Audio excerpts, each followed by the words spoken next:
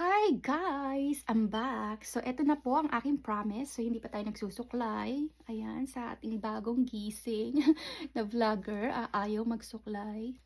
Hello sa inyo. So, this is part 2 ng ating online order sa Wii. So, ayun nga, first time nating mag-order. Dumating naman siya. So, yung part 1 natin is meron akong na-receive na 2 box. Not sure about the price though. So, probably later pag-upload ko, I'll put the price. But, most of them I bought them on sale. So, okay na yun. Anyway, so meron tayong kasamang 3 frozen bags. So, there it go. So, alam mo naman, tayo mga Pilipino, sa Amerika, mahilig kumain. So, binilan ako ng sarili kong freezer ng aking asawa. Sorry sa mess. Ayan po siya. Ayan. So, binilan niya ako ng freezer para sa aking mga Filipino goods. So, ayan, ito ang kanyang Christmas gift sa akin ngayong Christmas. Kasi sabi ko, I don't need anything anymore. I just want foods. Okay, so ito na siya. Dumating siya ganito sa kanyang frozen bag.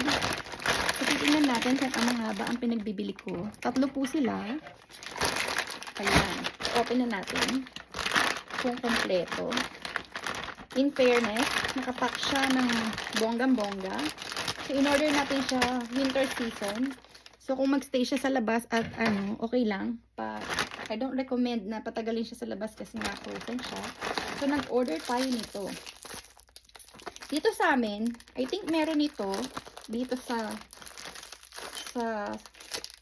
grocery, pero mas mahal. So, sale siya. I bought this for $2 each. So, gagawa tayo ng lumpia. Pork lumpia for Christmas. Ayan. Dumating siya. Actually, order ko siya ng Saturday. Dumating siya ng Monday. So, 2 days lang. Very, very fast. Ayan. So, ito ay Dolor Original Sapin-sapin. Maliit siya ha. Pero, ayan. I think this is like about $8 or 10. I think $10. So, ayan. Dolores. Meron siyang kasamang toppings. Frozen siya, so hindi ko siya kailangan kainin right away. Yun ang pinakagusto ko kasi alam mo na pag fresh, kailangan mo ubusin. Hindi naman nakain ng asawa ko niyan at sabi niya para daw siyang kumakain ng balat. Balat ng tao.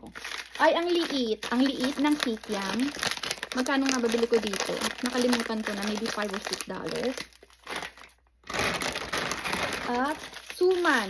Ito, nakasale siya ng $3.50 pero 4 lang siya. So, parang $1 isa. Ang mahal, diba? Pero, dahil nga tayo ay sobrang craving sa suman. Bibili at bibili ka talaga basta nakasale.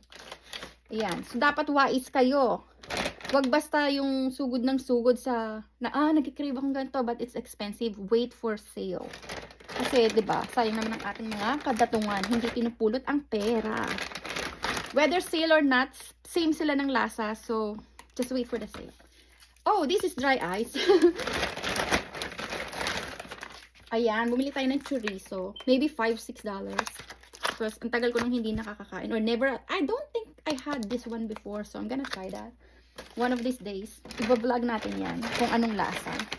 Nang galing ng Pilipinas, papuntang Amerika. Ito, Pampanga's pork tocino. I'm sure masarap to. Kasi galing siyang Pampanga. And meron akong uncle. Sobrang sarap nilang magluto. Silang buong pamilya.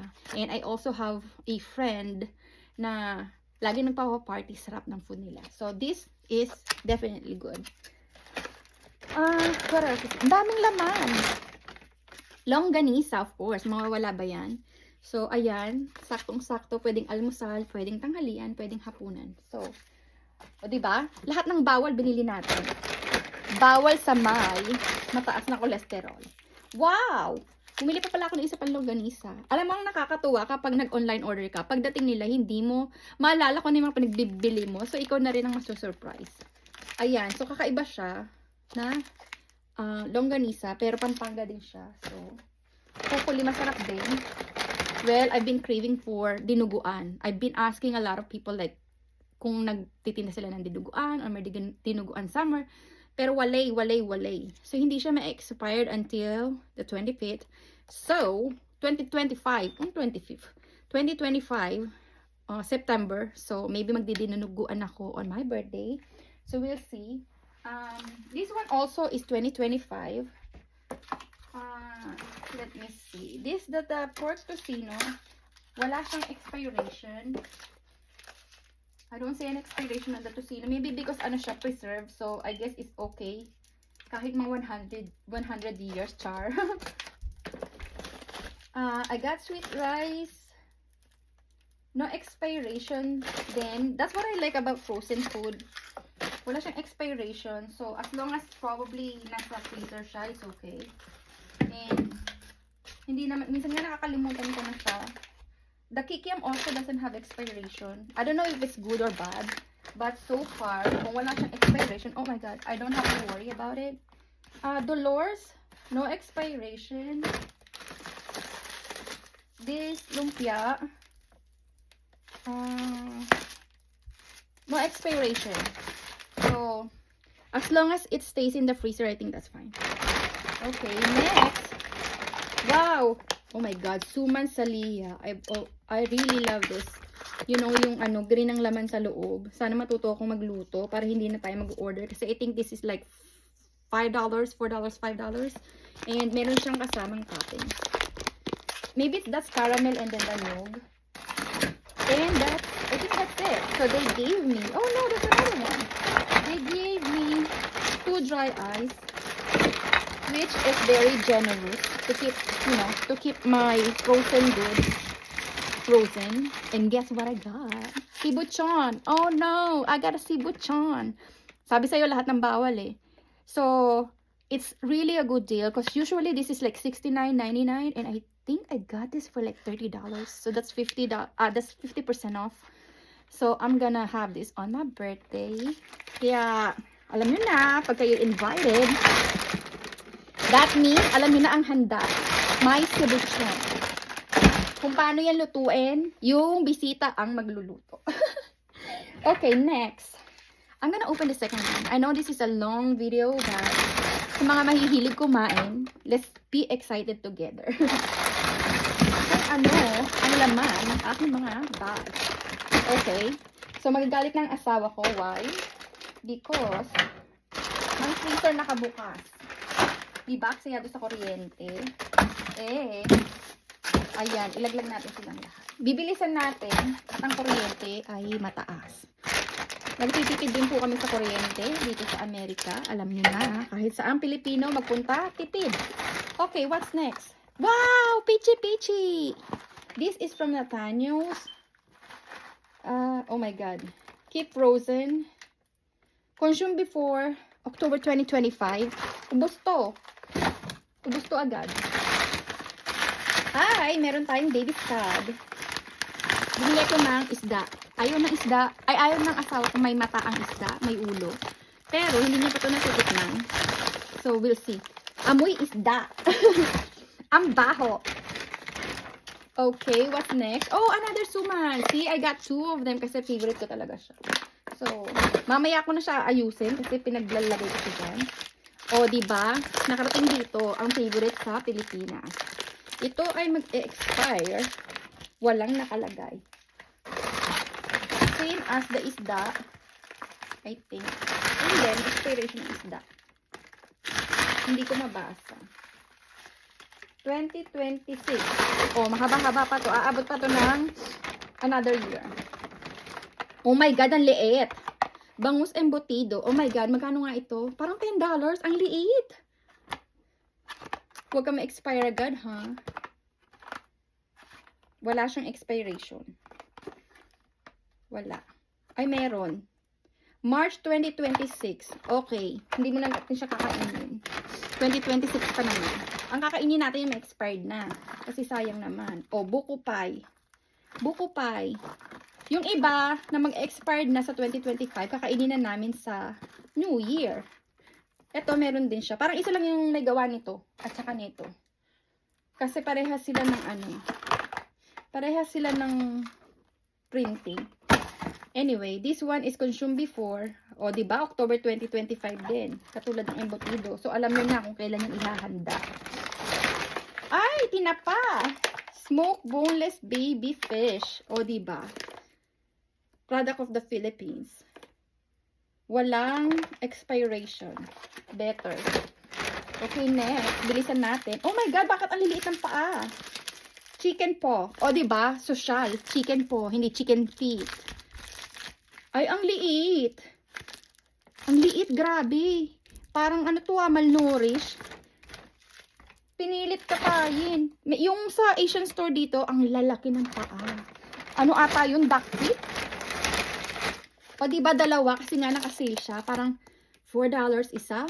Sumura na siya kasi usually it's $8. Okay, magugulat ang asawa ko. Puro isda. Oh my God. Ay, ang konti, ang liit. Oh my God. Ang konti ng saba. Wala akong makitang ganito dito. Kahit sa mga regular Asian store. Yung kanila mahaba. Tapos pag niluto mo siya, hindi siya, parang $3 ata ito or 4. Pwede na siyang i-microwave. Steamed na kasi siya. Eka, expiration. Oh, 2027. Itong pinakamatagal ma-expire. So, pwede palang ilaga ang saba, tapos i-freezer mo. Oh my God, ang liit ng hotdog. Magkano to? Parang $8 ata. Pero kailangan ko to kasi magluluto ako ng spaghetti for Christmas Eve. So, today is December 24. So, alam nyo na kung kailan ko ginawa ang aking video. So, kung may upload ko to by after 2 years, you know now. So, ito ilalabas natin kasi lulutuin ko to. Nag-spaghetti ako. Huwag ka lang malagyan. Saan kita papato? Dito. Dali, may buhok ng aso. Ayan, so another dry ice. I-search natin kung paano natin i-dispose ang dry ice. You know, protect the environment. Okay, one last. Another one. Oh, this is heavier. So, I got the third one. Diyan lang kayo. Tatapos na po tayo. Ayan. Ay, pwede na lang natin. Kasi parang hindi ko siya makapaan. Huwag lang natin magupit yung lang. I'm so disappointed sa embutido. Ang mahal nun, hatas ang liit. Oh my God. Alam nyo ba?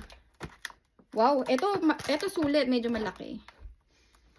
Pero titingnan natin kung kailan, syempre, ang ating expiration para alam natin kung kailan natin siya kakainin. Walang expiration. Ang galing. Okay. Ang daming pagkain, diba? Ano to? Oh my God. Alam nyo ba, ng English, ng intestine or isaw ng baboy, yung mataba, ay pork bang, bung, bing, bong, bung. Basta ganyan, yan, basahin nyo. Diba? Kaya pala hindi ka makasearch ng intestine kasi yun ang pag pork intestine, hindi siya lumalabas. Pero pag ganito, lalabas siya. Sa search online. So, meron tayo niyan. Sana malinis na to. At wala siyang expiration. Lulutuin natin yan pag super cravings tayo. Kasi parang mabaho ata siya. Pag niluto, ano to? Oh! Frozen lansones! Oh my God! Ang mahal nito, guys. $5 or 6. Mga ganun. Naka-sale na yun, ha? Eh, magkano to? 1 kilo nun. Oh my God.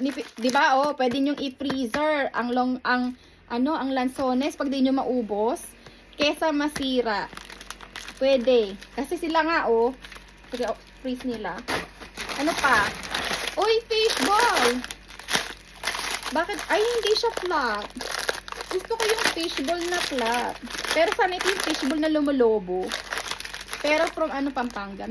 So, for sure, masarap ito. Kailan siya na-expired? Walay. Walay expiration. So, I like that. Pag walay expiration. Kasi I don't have to, hurry to eat it. Oh my God. Sinong mahilig sa longganisa? Another one. Parang tatlo atong long klase ng longganisa yung binili ko. May addict. Wala siyang expiration. Ay, meron. Teka, malabong mata. 10-10-2025. So, meron akong 10 months to eat this. Hindi ko naman siya i-eat ng everyday. Baka naman ma-high blood ako, diba? Oh my God, dry ice.